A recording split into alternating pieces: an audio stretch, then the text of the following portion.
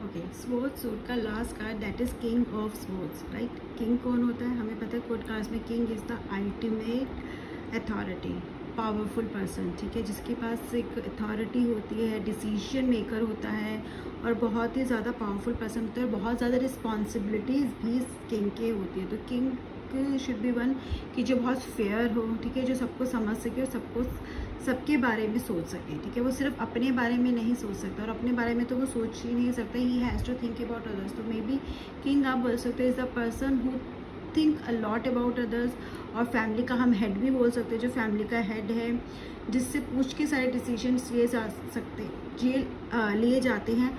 ये हो सकता है डिसीजंस उसके ना हो, ठीक है, ये हो सकता है उसके डिसीजंस ना हो क्योंकि हो सकता है क्वीन ने इन्फ्लुएंस किया हो, ठीक है, बट फाइनली डिसीजन में हाँ उसकी एंड में मानी जाती है, ठीक है। अब हम स्वॉर्ड की कार्ड में अगर हम ये कार्ड देखते हैं तो क्वीन ऑफ स्वॉर्ड से काफ़ी सिमिलर कार्ड है, ठीक है, विल अंडरस्टैंड। बट देखो वो जो बैकग्राउंड है ना वो कहीं ना कहीं कंटिन्यू ही है, वही यहाँ पे हमें दिख रहा है क्लाउड गैदर, बट यहाँ पे कम है जितना हम बाकी कोर्ट कार्ड्स में देखे हैं, पेज में, नाइट में, क्वीन में, यहाँ पे कम है। यहाँ पे आप देख रहे हो विंड भी बहुत काम दिख रहे हैं, इनफैक्ट हमें यहाँ पे लग रहा है विंड है नहीं। तो जो चेंजेस हम बोल रहे हैं, ट्रांसफॉर्मेशन चेंजेस बात हो रही है ना, इट हैज़ कम, वो चेंजेस हो चुके हैं। अभी जो है वो इतने ज़्यादा नहीं है जो फेस नहीं, चैलेंजेस तो हैं, चैलेंजेस हैं और चैलेंजेस रहेंगे, बट कहते हैं ना जो एकदम जो ऐसे वाले चैलेंजेस जो एकदम से फेस करना, जो बहुत बड़े बड़े चैलेंजेस हैं, शायद वो पास हो गए हैं। अभी जो हैं आपको पता है और आप मे बी आप इतने स्ट्रांग हो चुके हो कि अब आपको ये चैलेंजेस लगते नहीं है।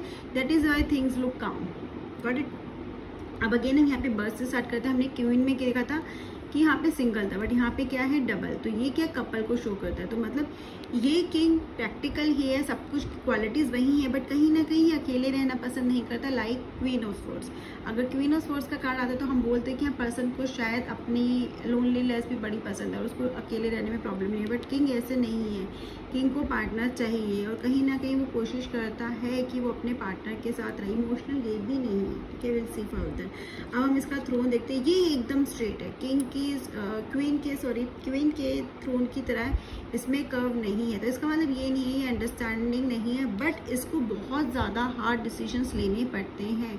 क्वीन भी लेती है, बट क्वीन कहीं ना कहीं फेमिनाइन नेचर होता है, तो हो सकते हैं अंडरस्टैंडिंग पॉइंट ऑफ व्यू देख ले, बट ये जब किंग की बात आती है तो ये अंडरस्टैंडिंग लेवल पे नहीं जाता, इसको राइट रॉन्ग बस this is the ultimate decision और अल्टीमेट थिंकिंग ऑफ किंग की उसको अल्टीमेटली बोलना पड़ेगा ये सही है ये गलत है, अंडरस्टैंड करके या उस बात की डेप्थ में जाके। इसके पास वो टाइम ही नहीं है इतना, क्योंकि he has lot of work on his platter.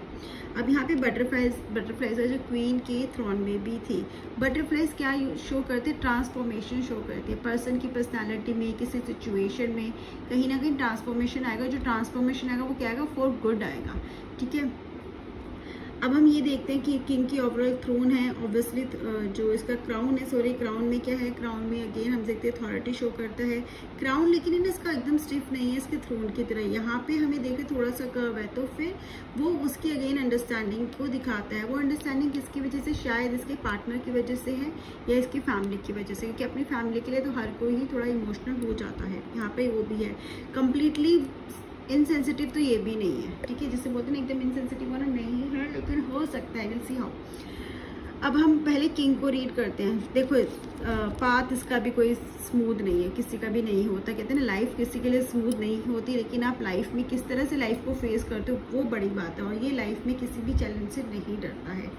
Again बहुत ही टू स्वॉर्ड देखो है इसके पास, अगेन ये आगे देख रहा है, मतलब एकदम इसके फेस देखोगे काम है, ठीक है, बहुत काम है, मतलब किसी चीज़ से डरता नहीं है, बहुत काम हो गया। जब ये डिसीजन लेता है बड़े से बड़ी प्रॉब्लम में, बड़े से बड़े सिचुएशन के डिसीजन ये बहुत कामली लेता है, बहुत आराम से दे देता है। ऐसे लगता है कि बहुत छोटी सी बात थी, इसके सामने वो छोटी सी बात लगती है, लेकिन हो सकता है किसी और के लिए वो बहुत बड़ी बात हो।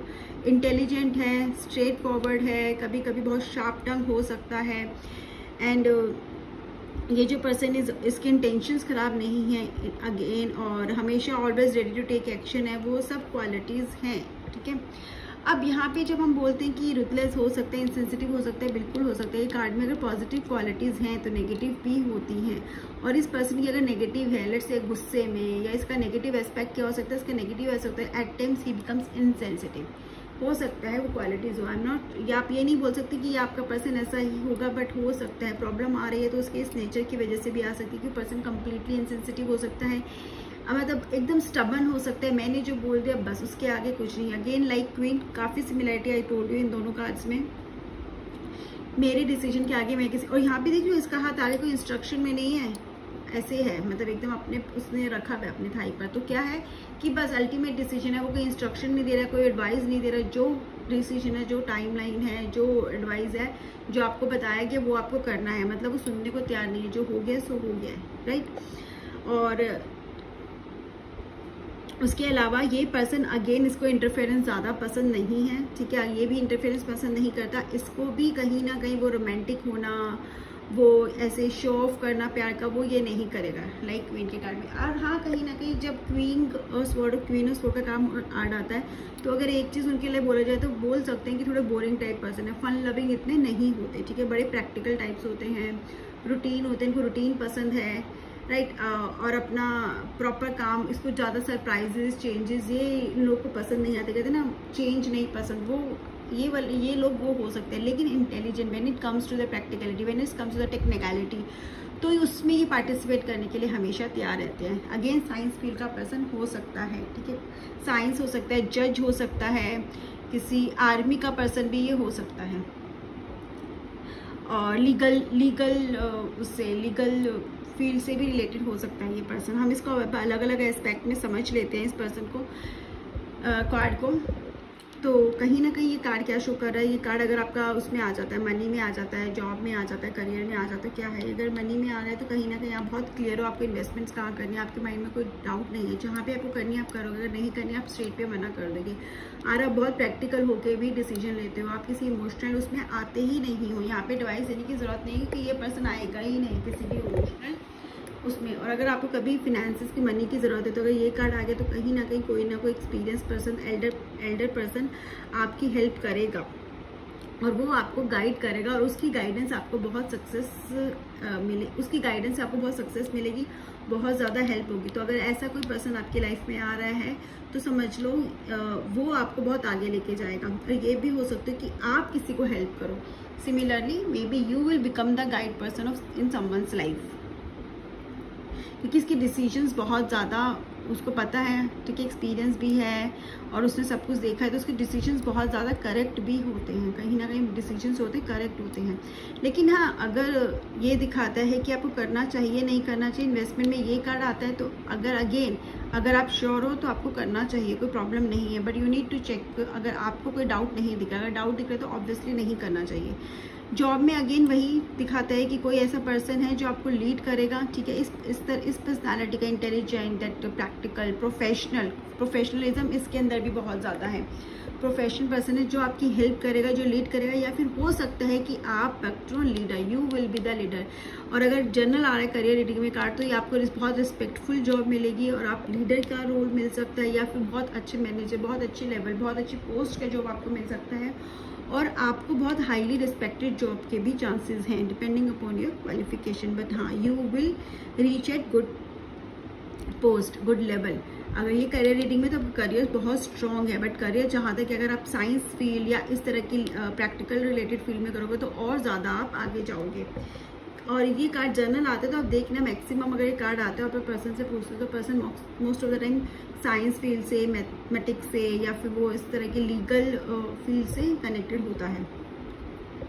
जैसे फील्ड तो बहुत हैं बट उस तरह की फील्ड से होता। अगर रिलेशनशिप में कार्ड आता है तो पर्सन बहुत ज़्यादा लॉयल है, ठीक है, अगेन क्वीन ऑफ स्वॉर्ड्स की तरह बहुत ज़्यादा लॉयल, और ये सेम लॉयल्टी एक्सपेक्ट करता है अपने पर्सन से भी।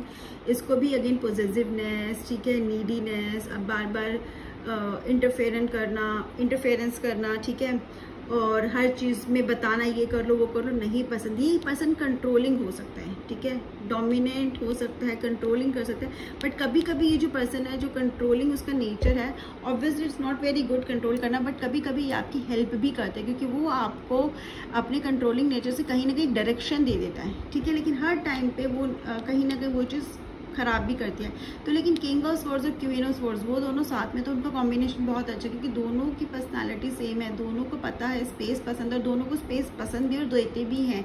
तो अगर ऐसे लोग साथ में होंगे तो उनका जो लाइफ है बहुत अच्छी रहेगी। लेकिन अगर आपकी लाइफ में ऐसा पर्सन आ गया लेकिन आप खुद बहुत इमोशनल हो, तो कहीं ना कहीं रिलेशनशिप में प्रॉब्लम आती है। या तो आप एडजस्ट कर लो, ये एडजस्ट नहीं करेगा, ये कॉम्प्रोमाइज़ नहीं करेगा। Similarly with queen of swords, वो भी कॉम्प्रोमाइज़ करने में बिलीव नहीं करती है, अपनी फैमिली के लिए अंडरस्टैंडिंग है, वो हेल्प करेगी, सब कुछ देगी। कॉम्प्रोमाइज़ करेगी तो बहुत ऐसे लेवल पे जहाँ पे बहुत ज़्यादा ज़रूरी हो वो भी वो कोशिश करती नहीं, और कॉम्प्रोमाइज़ करना भी पड़ा तो कहीं ना कहीं उनके अंदर की नेगेटिविटी बाहर आ जाती है, बहुत एग्रेसिवनेस सी आ जाती है, इरिटेटेड रहने लगते हैं वो लोग। तो कॉम्प्रोमाइज़ इनके लिए कॉम्प्रोमाइज़ बहुत अच्छा नहीं है। कॉम्प्रोमाइज़ एक्सपेक्ट भी मत करना, क्योंकि अगर ये कॉम्प्रोमाइज़ करेंगे तो वो रिलेशनशिप ऐसे ही ज़्यादा अच्छा नहीं रहेगा। हेल्थ में ये कार्ड बहुत अच्छा है, ठीक है। You are ready to take the action, आपको पता है, और आप बहुत, आपकी विल पावर बहुत स्ट्रॉन्ग है इन पर्सन की। Again queen of swords card से भी हम कंपेयर कर, दोनों की विल पावर बहुत है। अगर इन्होंने डिसाइड कर लिया कि ये जिम ज्वाइन करके कंटिन्यू करेंगे तो ये करेंगे। अगर इन्होंने डिसाइड कर लिया हाँ कि लेट्स से मैं ये डाइट फॉलो करूँगा तो ये पर्सन फॉलो करेंगे। तो ये कार्ड हेल्थ में पॉजिटिव है, क्योंकि इस पर्सन ने डिसाइड कर लिया है कि वो अपनी हेल्थ को रिकवर करके रहेगा, वो जो इंस्ट्रक्शंस है वो फॉलो करेगा और वो फॉलो करेगा, ठीक है। So this card is really really very positive in health. So ये कार्ड अगर येस नो में आता है तो येस ही है, लेकिन कहाँ पे नो होगा? अगर रिकॉन्सिलेशन होगा नहीं, पर्सन मिस कर रहा है नहीं, और अगर पर्सन की फीलिंग क्या है तो ये कार्ड आ गया तो हो सकता है कि पर्सन आप मतलब may be person is angry with you, person is upset with you, person आपसे बात नहीं करना चाहता। हाँ, लेकिन क्या वो पर्सन के लिए आपके मन में फीलिंग है? हाँ, बोल सकते हो कि पर्सन के अंदर फीलिंग है, लेकिन वो खुद से कॉन्टैक्ट शायद ना करे, क्योंकि यहाँ पे हमें कपल दिख रहा है। क्वीन ऑफ स्वॉर्ड्स में अगर सेम क्वेश्चन आता है कि फीलिंग है तो मे बी आप नो ही बोल सकते हो, क्योंकि वहाँ पे तो सिंगल ही दिख रहा था वर्ड भी। So again this is all about the card. Still you have a question, you can ask me. Bye bye, have a great day.